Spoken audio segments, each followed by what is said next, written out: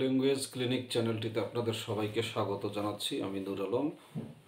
এই চ্যানেলটি একটি সম্পূর্ণ শিক্ষামূলক channel.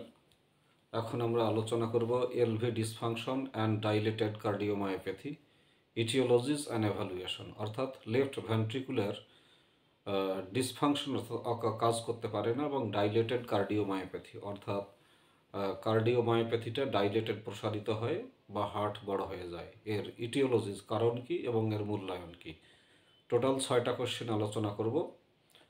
Question number 1, what is the definition and incidence of heart failure, অর্থাৎ হার্ট ফেলিয়ারের সংজ্ঞা কি, হার্ট ফেলিয়ারের ঘটনাটা কি। হার্ট ফেলিয়ার, সংক্ষেপে এইচএফ বলা হয়, is a clinical syndrome resulting from progressive myocardial dysfunction that compromises ventricular filling and cardiac output। অর্থাৎ heart failure হলো একটা ক্লিনিক্যাল লক্ষণ, যেটা মায়োকার্ডিয়াল ডিসফাংশন যখন বেশি বেশি হয়, অর্থাৎ মায়োকার্ডিয়াল যখন কাজ করতে পারে না সেই জায়গা থেকে হয়, এবং যেটা ভেন্ট্রিকুলার যে ফিলিং হয়, রক্ত যে পূর্ণ হয় এবং কার্ডিয়াক আউটপুট এবং রক্ত যে বের হয় সেটা সাথে কম্প্রোমাইজ করে, অর্থাৎ সঠিকভাবে করতে পারে না। Heart failure patients may be broadly categorized as having heart failure with preserved ejection fraction, সংক্ষেপে HFpEF, defined as left ventricular ejection fraction LVEF less than more than 50% to 55%। অর্থাৎ হার্ট ফেলিয়ার পেশেন্টগুলোকে মোটামুটি মোটা দাগে এইভাবে বিভক্ত করা হয় যে এক ধরনের হলো হার্ট ফেলিয়ার উইথ প্রিজার্ভ সংরক্ষিত ইজেকশন ফ্র্যাকশন থাকে, যেটার সংজ্ঞায় বলা আছে যে এলভিইএফটা 50% থেকে 55% হবে। অথবা patients who have heart failure with reduced ventricular ejection fraction defined as LVEF less than 40%। অথবা আর এক ধরনের হার্ট ফেলিয়ারের রোগী আছে যাদের হার্ট ফেলিয়ার হয় রিডিউসড, অর্থাৎ কম ভেন্ট্রিকুলার ইজেকশন ফ্র্যাকশন হয়, যেটার সংজ্ঞা দেওয়া হয়েছে যে এলভিইএফ 40% কম। LF heart failure phenotypes have been further stratified to include heart failure with mid range ejection fraction, সংক্ষেপে বলা হয় HFREF, সংক্ষেপে বলা হয় HFMEF, LVEF less 41% to 49%, which has overlapping disease features and intermediate prognostic implications to that of heart failure with preserved ejection fraction and heart failure with reduced ejection fraction। তো এই 41 LVEFটা শতকরা যে 41 থেকে 49%, যেটার সাথে আবার ওভারল্যাপিং, অর্থাৎ এর সাথে আরও কিছু ডিজিজের বৈশিষ্ট্য এখানে থাকে, এবং এর মাঝবর্তী কিছু ইমপ্লিকেশন অর্থাৎ ইঙ্গিত থাকে, যেটা heart failure ejection fraction, preserved ejection fraction এবং heart failure with reduced ejection ফ্র্যাকশনের মতোই। হার্ট ফেলিয়ার HFMEF, অর্থাৎ heart failure with patients may include de novo HF and HF patients with previously reduced LV function that have recovered HFMRECEF. These definitions represent a continuum of disease। তো এই যে সংজ্ঞাগুলো heart ফেলিয়ারের, নানান রকমের সংজ্ঞা, এই সংজ্ঞাগুলো দ্বারা heart ফেলিয়ারের একটা রোগের একটা ধারাবাহিকতা বর্ণনা করে অন দ্য বেসিস অফ এলভিইএফ, অর্থাৎ এলভিইএফ লেফট ভেন্ট্রিকুলার ইজেকশন ফ্র্যাকশনের মাধ্যমে এইটা করা হয়। Categorical distinction is important as there are established therapeutic interventions from large clinical trials for patients with LVEF less than 40%। অর্থাৎ বিভিন্নভাবে বিভক্তটা খুবই জরুরি, কারণ চিকিৎসার ক্ষেত্রে যাদের LVEF 40-এর কম, তাদের ক্ষেত্রে অনেকটা ঔষধের মাধ্যমে ইন্টারভেনশন, হস্তক্ষেপ করতে হয়, অর্থাৎ সেটাকে সমাধান করার চেষ্টা করতে হয়। However, there are no specific therapies of proven benefit for patients with heart failure with preserved ejection fraction। তো যাই হোক, মোদ্দা কথা যদি সংক্ষেপে বলা যায়, সেটা হলো যারা heart failure with preserved ejection fraction, অর্থাৎ যাদের ইজেকশন ফ্র্যাকশন রেটটা হচ্ছে 50 থেকে 55 ভাগ, তাদের সেই সমস্ত রোগীর ক্ষেত্রে প্রমাণিত কোনো বেনিফিট বা উপকারিতা এ পর্যন্ত সুনির্দিষ্ট কোনো চিকিৎসার নাই যে এই চিকিৎসার মাধ্যমে তারা ভালো কিছু করবে। আর এই হার্ট ফেলিয়ারের লাইফ টাইম রিস্কটা কি? লাইফ টাইম রিস্কে বলা হচ্ছে the life time risk of developing heart failure is approximately 20%। অর্থাৎ যে কোনো মানুষের সারা জীবন হার্ট ফেলিয়ার ডেভেলপ করার জন্য শতকরা 20 ভাগ চান্স থাকে, অর্থাৎ শতকরা 20 ভাগ মানুষের জীবনের যে কোনো সময় হার্ট ফেল করতে পারে। অ্যান্ড ইনসিডেন্স ইনক্রিজেড উইথ এজ, এবং বয়স বাড়ার সাথে সাথে এই হার্ট ফেলিয়ারের সম্ভাবনাটাও বেড়ে যায়। Overall survival has improved for heart failure. তবে যাই হোক, সামগ্রিকভাবে আগের চেয়ে হার্ট ফেলিয়ার পেশেন্টদের বেঁচে থাকার সম্ভাবনাটা অনেক গুণ বেড়ে গেছে। However, absolute mortality remains high at 50% within 5 years of diagnosis.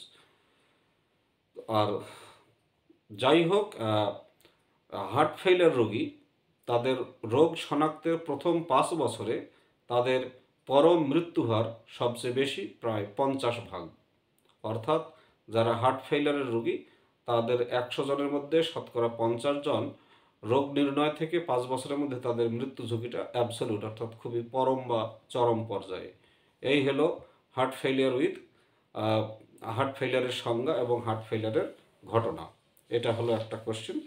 আর একটা খুব সিম্পল একটা কোশ্চেন আমরা পড়ি, সহজ একটা কোশ্চেন পড়লে আমাদের একটু উপকার হবে।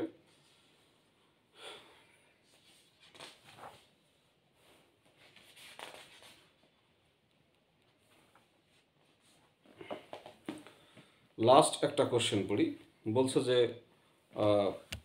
What is the current heart failure staging and classification system. অর্থাৎ বর্তমান হার্ট ফেলিয়ার রোগীদের এদের কি কি পর্যায়ে বিভক্ত করা হয় এবং শ্রেণী বিভাগের পদ্ধতিটা কি? Patients with new LV dysfunction and heart failure are classified according to ACC, American College of Cardiology, and AHA, American Heart Association stage A to stage D. অর্থাৎ স্টেজ এ থেকে স্টেজ ডি এই 4 ভাগে ভাগ করা হয় American College of Cardiology বা American Heart Association অনুযায়ী, যাদের হার্ট ফেলিয়ার আছে এবং লেফট ভেন্ট্রিকুলার ডিসফাংশন বা কাজ করে না।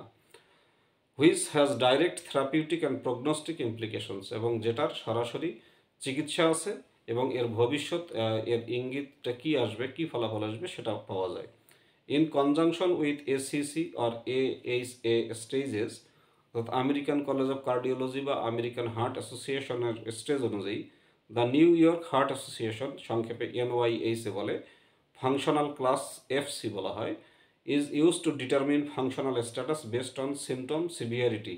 অর্থাৎ তাদের যে লক্ষণগুলো সেই লক্ষণের তীব্রতার উপর বিভক্ত করে এই কাজটা করা হয় আর কি। তো এই হলো হার্ট ফেলিয়ার সম্পর্কে সংক্ষিপ্ত একটা আর আরেকটা কোশ্চেন আমরা পড়ি যে who is at highest risk of heart failure with preserved ejection fraction. অর্থাৎ কাদের হার্ট ফেলিয়ার হতে পারে সেই সাথে তাদের যে ইজেকশন ফ্র্যাকশন রেট সেটা প্রিজার্ভ, অর্থাৎ সংরক্ষিত অবস্থায় থাকে। কোন কোন মানুষের এই ঝুঁকিটা বেশি থাকে এটা জানা আমাদের খুব জরুরি। Individuals at highest risk of incidence heart failure with preserved ejection fraction trends to be older women. অর্থাৎ যে সমস্ত মহিলাদের বয়স বেশি তাদের heart failure with preserved ejection fraction হওয়ার সম্ভাবনাটা সবচেয়ে বেশি।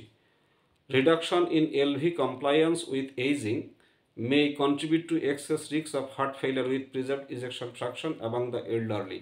তো মহিলাবাদীও যে কোনো বয়স্ক মানুষের ক্ষেত্রে যেহেতু বয়স বাড়ার সাথে সাথে লেফট ভেন্ট্রিকুলারের ক্ষমতাটা কমে যায়, সেই কারণে তাদের heart failure with preserved ejection ফ্র্যাকশনের ঝুঁকি বা রিস্কটা বেড়ে যায়। আর অন্যান্য রিস্ক ফ্যাক্টরগুলো কী কী সেটা সবারই জানা দরকার। Other risk factors for PEF অর্থাৎ heart failure with preserved ejection fraction include, অর্থাৎ heart failure with preserved ejection fraction হতে পারে আরও কিছু সুনির্দিষ্ট কিছু কারণ আছে। সে কারণগুলো হলো হাইপার টেনশন, যাদের হাইপার টেনশন আছে অর্থাৎ ব্লাড প্রেশার বেশি তাদের এই রোগটা যে কোনো সময় হতে পারে। ওবেসিটি, স্থূলতা বলতে আমরা যে জানি যে BMI বডি মাস ইন্ডেক্স, সেই অনুযায়ী আমাদের যদি ওজন বেশি থাকে তাহলে সেই সমস্ত লোকের এক সময় হার্ট ফেল করতে পারে। ফিজিক্যাল ইনঅ্যাক্টিভিটি অর্থাৎ শারীরিক নিষ্কর্মতা, অর্থাৎ যে লোকগুলো শারীরিক পরিশ্রম করে না, কাজকাম করে না, তাদের এই ঝুঁকিটা সবসময় থেকেই যায়। করোনারি আর্টারিজ ডিজিজ, আর যাদের হার্টের যে ভেইনগুলো আছে, করোনারিগুলো আছে, শিরা উপশিরা, সেগুলোর যদি ডিজিজ থাকে তাদেরও হার্ট ফেইলিয়ার হতে পারে। এবং আর্ট্রিয়াল ফাইব্রিলেশন বা হার্ট ফেইলিয়ারের মধ্যে আবার আর্ট্রিয়াল ফাইব্রিলেশন, আর্ট্রিয়াল ফ্লাটার আছে। তো আর্ট্রিয়াল ফাইব্রিলেশন হলেও এটা ঝুঁকি থাকে। তারপরে বলা হচ্ছে আর কি কি ঝুঁকি থাকে। ভালভিউলার হার্ট ডিজিজ, যাদের হার্টের ভালভের ডিজিজ আছে তাদের সম্ভাবনাটা বেশি আছে। ইনভলভিং স্টেনোসিস, অর্থাৎ যাদের ভালভ কোনোভাবে স্টেনোসিস বলতে ব্লক হয়ে গেছে বা সরু হয়ে গেছে সেটা, অথবা ইনসাফিসিয়েন্সি অফ দ্য অ্যাওরটিক বা মিট্রাল ভালভ, আমাদের যে ভালভ আছে প্রায় 4টার মতো, অ্যাওরটিক ভালভ বা মিট্রাল ভালভের যদি অপর্যাপ্ততা থাকে সেক্ষেত্রে এটা হতে পারে। Can also lead to diastolic dysfunction, তাদের ডায়াস্টল আর সিস্টল, যেটা ডায়াস্টোলিক ফাংশনে এবং সাবসিকুয়েন্ট এর পরবর্তীতে heart failure with preserved ejection fraction হতে পারে। আর নন কার্ডিয়াক কন্ডিশন, অর্থাৎ হার্ট সব ঠিক আছে কিন্তু হার্ট বাদেও শরীরের অন্যান্য কিছু জীবাণু বা রোগের কারণেও মানুষের হার্ট ফেলিয়ার হতে পারে। সেগুলো হচ্ছে সাসেস ক্রনিক কিডনি ডিজিজ, অর্থাৎ যাদের সিকেডি খুব দীর্ঘদিনের কিডনির রোগ আছে তাদের যে কোনো সময় হার্ট ফেলিয়ার হতে পারে। আবার একই কথা ওবেসিটি, অর্থাৎ যাদের শরীরের ওজন বেশি, বডি মাস ইন্ডেক্স অনুযায়ী, বয়স অনুযায়ী ওজন বেশি, তাদের এটা হতে পারে। স্থূল যারা মোটাসোটা তাদের হতে পারে। আর এক্সেস সেন্ট্রাল এডিওপোসিটি, তো এটা হলো ডাক্তারি কথা, আমি জানি না। এক্সেস অতিরিক্ত সেন্ট্রাল এডিওপোসিটি, এটা যেমন চর্বি টর্বি টাইপের কিছু একটা বেশি হলে এটা হতে পারে। টাইপ 2 ডায়াবেটিস, যাদের টাইপ টু ডায়াবেটিস যাদের আছে তাদেরও একসময় হার্ট ফেলিয়ার হতে পারে, অর্থাৎ যারা ডায়াবেটিসের রোগী তাদেরকেও সাবধান থাকতে হবে। আর সার্কোপেনিয়া, এটা ডাক্তারি কথা আমি বুঝি না। স্কেলিটাল মায়োপ্যাথি, অর্থাৎ স্কেলিটন যেটা, অর্থাৎ মেরুদণ্ড রিলেটেড যে মায়োপ্যাথি হয় একটু ইনফেকশন টাইপের, সেটা থেকেও হতে পারে। অ্যান্ড ফ্রেইলটি, যে কোনো দুর্বলতা increase the risk of developing heart failure with preserved ejection fraction, শরীরের যে কোনো দুর্বলতা থেকেও হার্ট ফেলিয়ার হতে পারে। তাহলে আমরা শিখলাম যে হার্ট ফেলিয়ার হলে ডায়াগনোসিসের প্রথম 5 বছরে শতকরা 50% মৃত্যু ঝুঁকি থাকে। এই জন্য যারা হার্ট ফেলিয়ারের রোগী তাদের প্রথম 5 বছর অবশ্যই ডাক্তারের কথা মতো নিয়ম নীতি মোতাবেক চলা উচিত। আর এগুলো বাদে হার্টের ডিজিজ বাদে যাদের কিডনির সমস্যা আছে, যাদের ডায়াবেটিস আছে, যাদের ওজন বেশি, যারা শারীরিক পরিশ্রম কাজ কাম করেন না, তাদের হার্ট ফেইলার হওয়ার ঝুঁকিটা থেকে যায়। তাই স্বাস্থ্যই সম্পদ, এই কথাটা মনে রেখে কর্মই ধর্ম, আল্লামা ইকবালের এই ক্ষুদি দর্শনের কথা, অর্থাৎ কাজ করলে ধর্ম পালন করা হয়। কাজের মাধ্যমে আমরা থাকব, প্রতিদিন কমপক্ষে 30 মিনিট 40 মিনিট হাঁটাহাঁটি করব, একটু দ্রুত গতিতে হাঁটাহাঁটি করব। আর অপ্রয়োজনে রিক্সায় চড়বো না, বাসে চড়বো না, ট্রেনে চড়বো না, যে কোনো জায়গায় হাঁটাহাঁটি করার মাধ্যমে পথ চলবো। আর সবসময় নিজেকে ব্যস্ত রাখবো নানান কাজে, তাহলে শরীরও ভালো থাকবে, শরীরের ইমিউনিটি ভালো থাকবে, মনও ভালো থাকবে। আর খাবার খাবো সুষম খাবার, অর্থাৎ পুষ্টিকর খাবার, শুধু ভাত বেশি খাবো এমন নয়, শুধু মাংস বেশি খাবো এমন নয়, সবগুলোর সমন্বয় করে খাবো। তাহলে মানুষ একদিন মারা যাবে এই কথাটা সত্য, বাট সুস্থ থাকতে পারবো, এটাই হলো কথা। তো এই চ্যানেলটি, সবশেষে বলছে, এই চ্যানেলটি একটি শিক্ষামূলক চ্যানেল। আমি যে বইটা থেকে পড়ে শুনলাম বইটার একটু ছবিটা দেখাই দেই। এই বইটার ছবি, এই যে নাম কার্ডিওলজি সিক্রেটস, এই যে কার্ডিওলজি সিক্রেটস বইটা, এই বইটা থেকে পড়ে শোনালাম। এই চ্যানেলটা একটি শিক্ষামূলক চ্যানেল। আমি বিভিন্ন বই থেকে পড়ে পড়ে তথ্যগুলো দেওয়ার চেষ্টা করি, যাতে সাধারণ মানুষ এই ভিডিওটা দেখে বা শুনে তথ্য পায়। শিক্ষা এক ধরনের বিনোদন, সেটা আমাদের মনে রাখতে হবে। আমরা যখন নতুন কিছু শিখি তখন আমাদের মন আনন্দে ভরে যায়। তো ফুটবল খেললে যেমন আনন্দ পাই, ক্রিকেট খেলে যেমন আনন্দ পাই, সিনেমা দেখে যেমন আনন্দ পাই, মুভি দেখে যেমন আনন্দ পাই, নাটক করে আবার আনন্দ পাই, ঠিক তেমনি নতুন নতুন জ্ঞান অর্জন করেও আমাদের আনন্দ পাওয়া শুরু করতে হবে। তাহলে একটা সময় আমরা জাতি হিসেবে পৃথিবীর বুকে মাথা উঁচু করে দাঁড়াতে পারবো। স্বাধীনতার এই 55 বা 60 বছরে আমাদের উন্নতি হয়েছে, এটা সত্য, কিন্তু আত্মিক অর্থে সত্যিকারের মানুষের উন্নতি ওইভাবে এখনো হয়নি। কারণ আমরা এখনো একটা জ্ঞান ভিত্তিক সমাজ, আমাদের যে জ্ঞান চর্চা করা, সেই চর্চাটা আমাদের এখনো ঘরে ঘরে তৈরি হয়নি। তো আমাদের সমাজ জ্ঞান ভিত্তিক হবে, জ্ঞানের চর্চা হবে, জ্ঞানের চর্চা হলে অনেক কিছুরই সমাধান হবে, এটা আশা রাখি। তো সবাই ভালো থাকবেন। ভালো লাগলে এই চ্যানেলের সব কিছু শিক্ষামূলক ভিডিও। ভালো লাগলে চ্যানেলটা সাবস্ক্রাইব করতে পারেন, কমেন্ট করতে পারেন, লাইক করতে পারেন বা শেয়ার করতে পারেন। তো আবারও একই কথা, সবারই সুস্বাস্থ্য কামনা করছি। ভালো থাকবেন, সুখে থাকবেন, আনন্দে থাকবেন। ধন্যবাদ সবাইকে।